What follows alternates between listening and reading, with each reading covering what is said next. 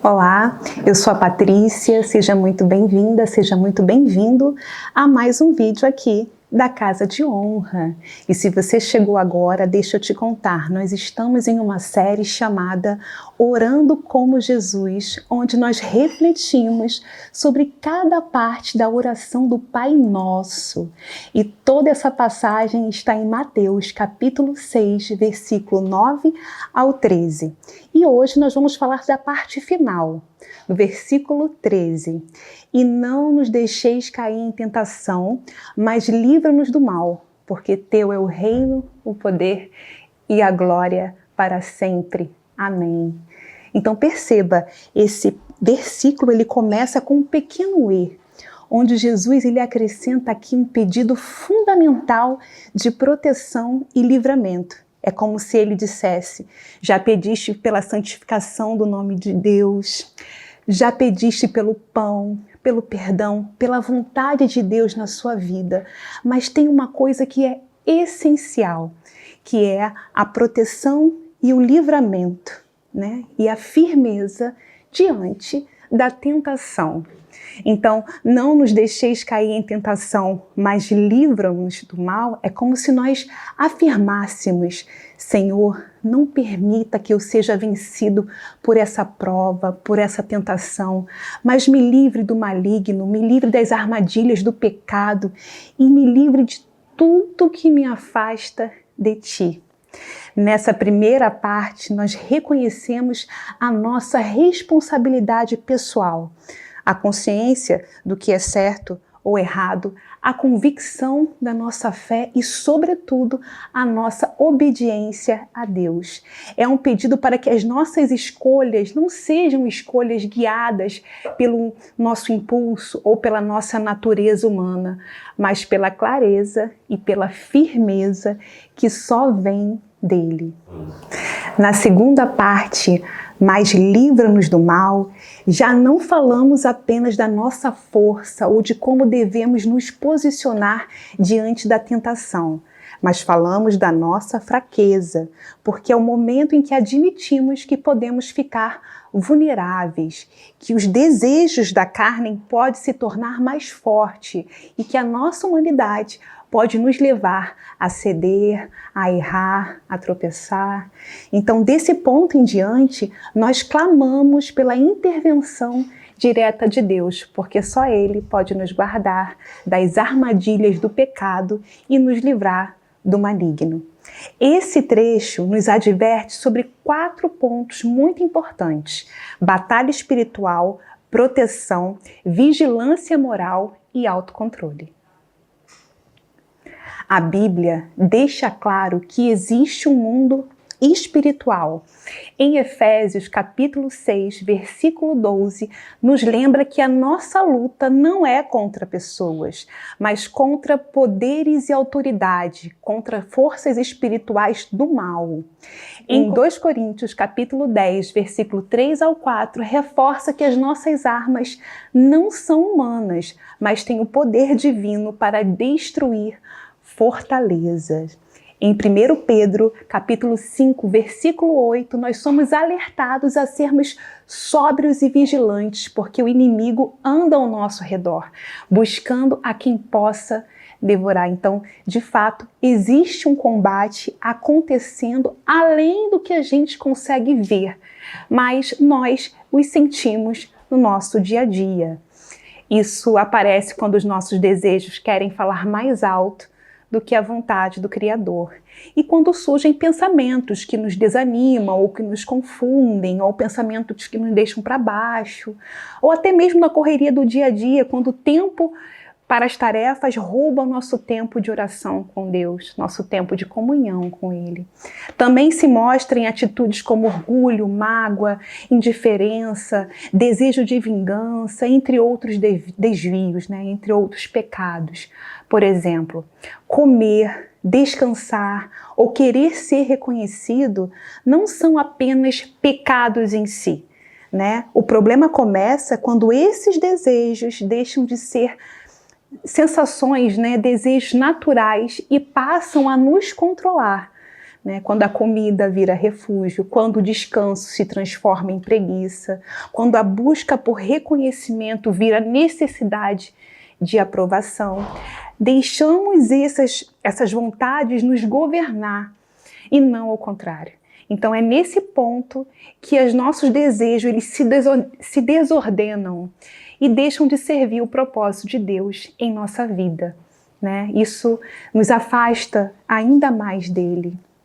Então, cada decisão nossa de resistir ou ceder já é uma batalha espiritual. Por isso, Jesus nos ensina a pedir: não nos deixeis cair em tentação. E ele nos orienta a permanecer firmes, nos orienta a permanecer inabaláveis diante de cada teste, de cada prova e diante da sedução que o mal nos apresenta. Eu li um livro recentemente, né, desse autor aqui, Cristianismo Puro e Simples, e ele diz aqui que apenas aqueles que buscam resistir à tentação sabem o quanto ela é forte. E realmente é muito, muito intensa e a batalha é real.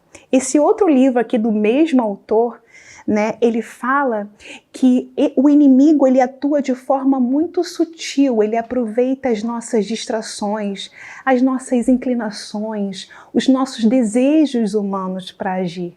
Por isso, quando oramos pedindo livramento, nós estamos reconhecendo a nossa vulnerabilidade, a nossa fraqueza e a nossa necessidade de intervenção divina para permanecer no caminho certo. E o Senhor nos guia, nos fortalece e nos dá discernimento para que possamos resistir às ciladas da tentação. Então, pedir livramento é reconhecer que precisamos de Deus em cada passo. Não é só evitar o pecado, mas tentar viver em santidade e debaixo da sua proteção. Porque sim, existem forças que tentam nos desviar do caminho, atrapalhar assim a nossa conduta e nos impedir de experimentar plenamente o que o Senhor preparou para nós. Então, ainda no versículo 13, nós vamos falar da outra parte, assim: porque teu é o reino, o poder e a glória para sempre. Mas antes de seguir, vale esclarecer. Em algumas versões da Bíblia, essa parte não aparece no texto principal, e sim nas notas de rodapé. E isso acontece porque os manuscritos mais antigos do Evangelho de Mateus não trazem essa frase no final. Ela foi acrescentada depois por escribas que copiavam os textos como forma de fechar a oração, demonstrando louvor e adoração. Mas o sentido ela não muda, né?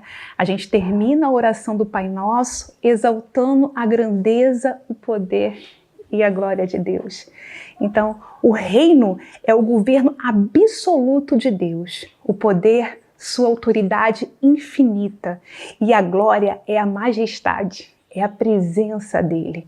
É um reconhecimento de que mesmo na batalha, a vitória já pertence ao Senhor e já foi nos dado o poder para vencer sim as forças do mal, por mais difícil que pareça.